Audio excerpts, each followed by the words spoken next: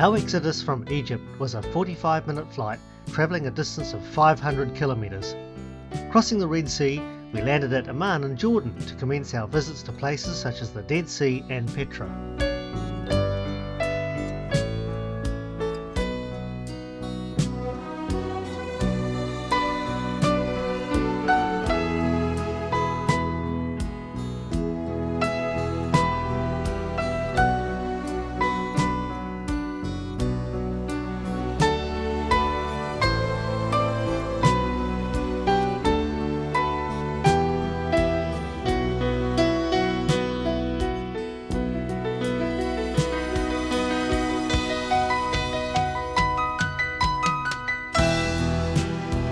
We're now at the ancient city of Philadelphia. Today it's called Amman. We're at the ancient citadel on top of a hill, and there's not much to see here. As you can see, it's all just a ruin.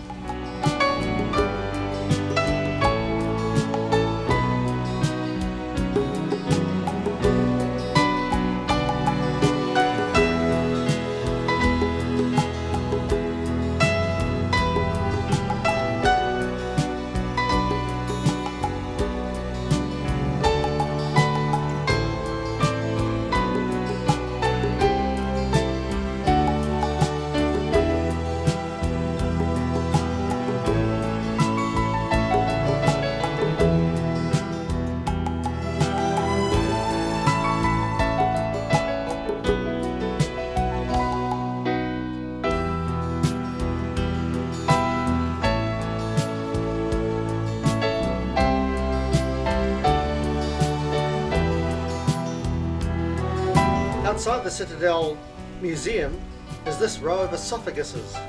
By now you can tell my interest in history is about the same as my interest in biology. The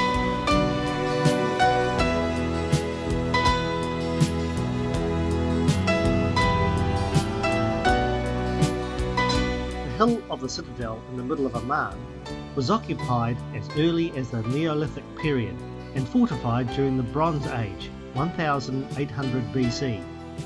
The ruins on the hill today are Roman through early Islamic. The name Amman comes from Rabbath Ammon, or Great City of the Ammonites, who settled here in the region sometime after 1200 BC. The Bible records that King David captured the city in the early 10th century BC. Uriah the Hittite, husband of King David's paramour Bathsheba, was killed here after the king ordered him to the front line of battle. The population here is over 1 million, and its flagpole, currently the third tallest in the world at 123 metres high, has a flag whose area is 80 square metres. Now that's an area larger than most Auckland apartments. After exploring the citadel, we went to the Roman amphitheatre downtown, followed by a leisurely stroll in the city.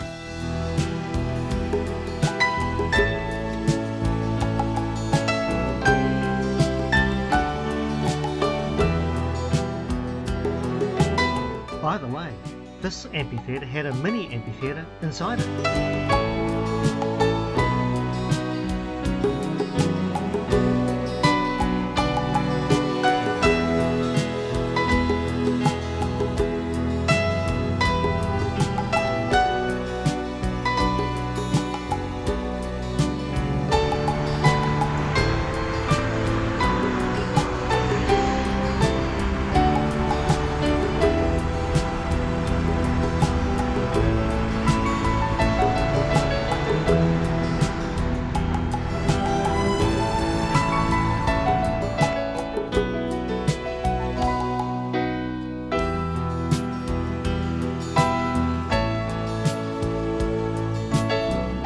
Sharp spikes on these thorns are 2 inches long and are the type used to crown Jesus at his execution.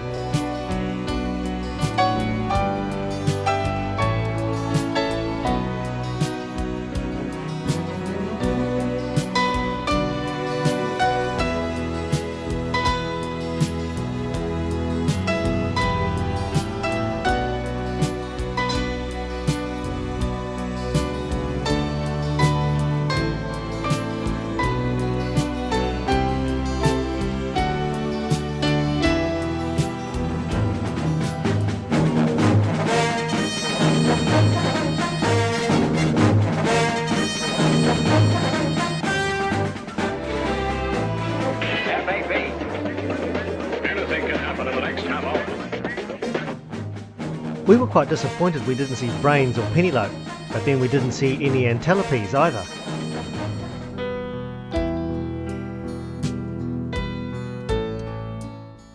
While based in Amman, we went on various excursions to places such as Madaba and Mount Nebo.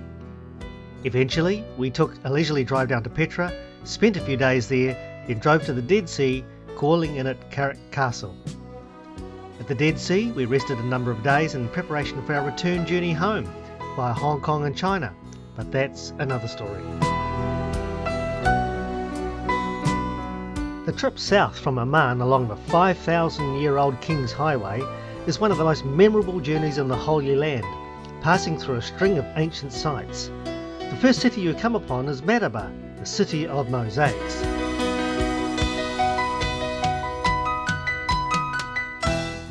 This famous 6th century map of the Middle East is the oldest known mosaic map in art history, and its major use is the locating and verification of Bible sites. In many respects, Madaba is a typical East Bank town, which differs in one major aspect. Underneath almost every house lies a fine Byzantine mosaic. Many of these mosaics have been excavated and are on display in the town's museum, but it is estimated that many more lie hidden, just waiting to be discovered.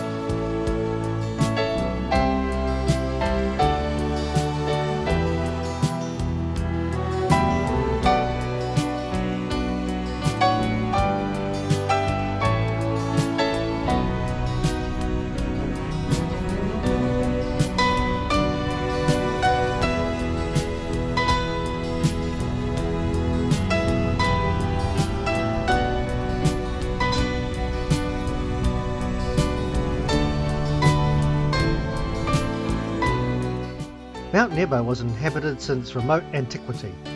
However, its real fame derived from the biblical event that occurred described in the book of Deuteronomy chapter 34, which describes the prophet Moses climbing this holy mountain at the end of his life to see the promised land, which is behind us.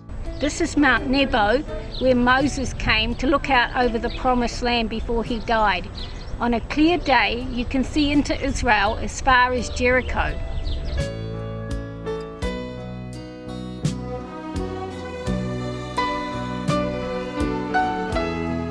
A church with a mosaic floor was also built on this site.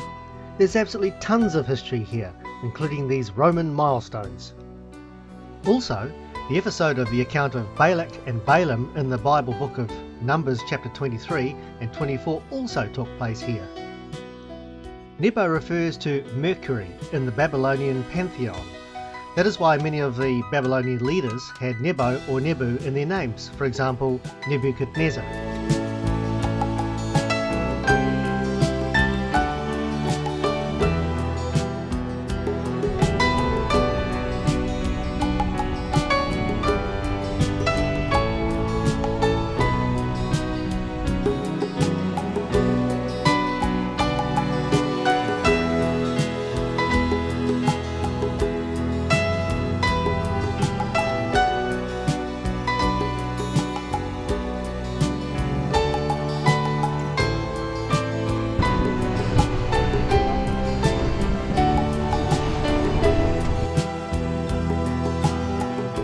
The baptism site is about 45 minutes drive from Amman and about 50 kilometres to the west of Amman and 10 kilometres north of the Dead Sea. In recent times, the Jordanian Department of Antiquities has systematically surveyed and partially excavated a series of ancient sites that collectively represent one of the most important archaeological discoveries of modern Jordan, the settlement and region of Bethany, or Beth Abra, where John the Baptist lived and baptized. The area is also associated with the biblical account of how the prophet Elijah, Ma Elias in Arabic, ascended to heaven in a whirlwind on a chariot of fire, after having parted the waters of the Jordan River and walked across it with his anointed successor, the prophet Elisha. The site of this Bethany east of the Jordan River is not to be confused with the Bethany near Jerusalem, which was the hometown of Lazarus.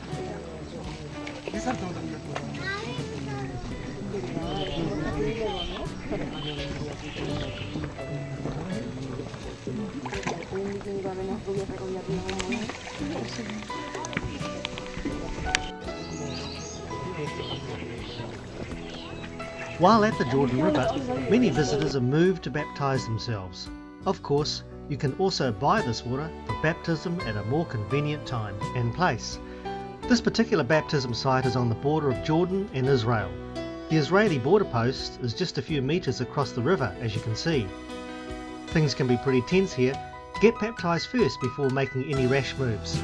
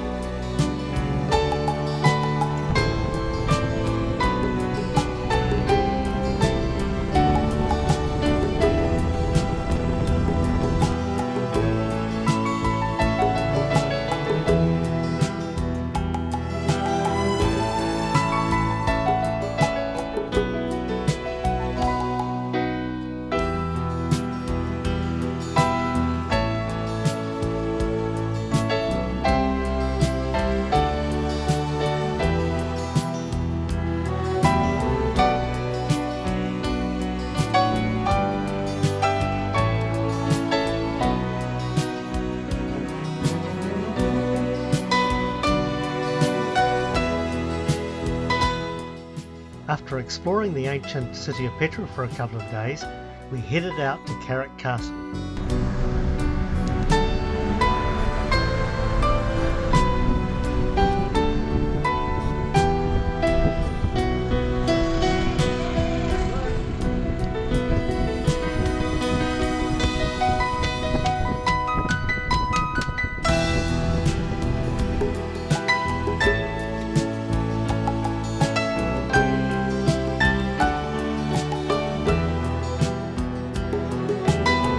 Just before leaving Petra, we made a quick stop at Moses Spring, where he was reported to have struck a rock with his staff, which resulted in a water spring.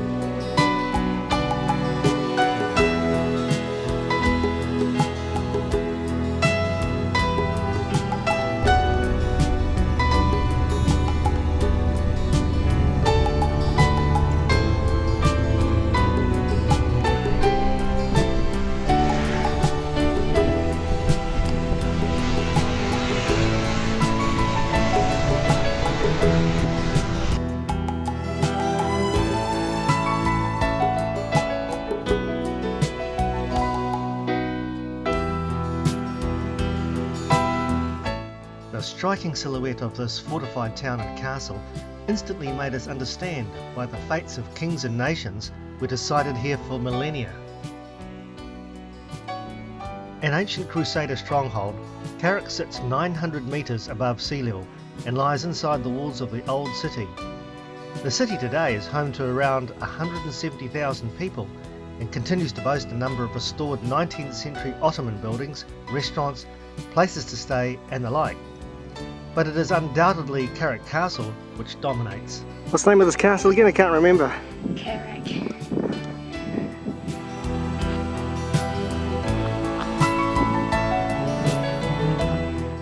Yeah, great view. While the castle we see today essentially dates back to the 12th century, Carrick has been a fortress since biblical times. The Bible relates how the king of Israel and his allies from Judah and Edom ravaged Moab and besieged its king Mesha in the fortress of Kir Heres, as Carrick was known then. King of the castle up here.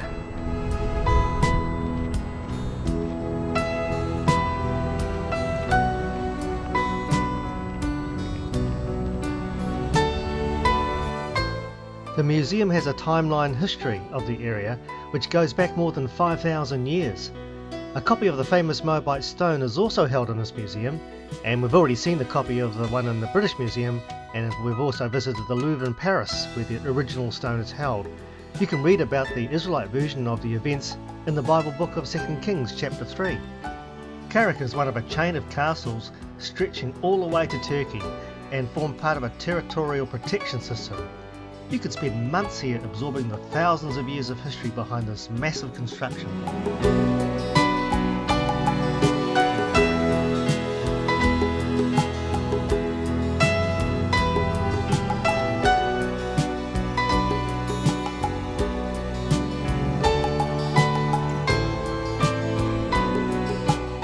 One step over the edge here and it's 300 metres down.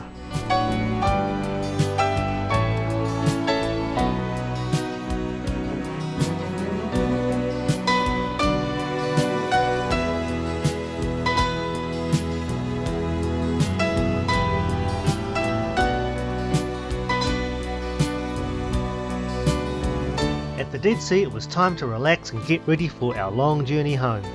So finally, how do you compress 5 amazing days in Jordan into a 20-minute video? Well, the answer is simple. You just leave tons of stuff out.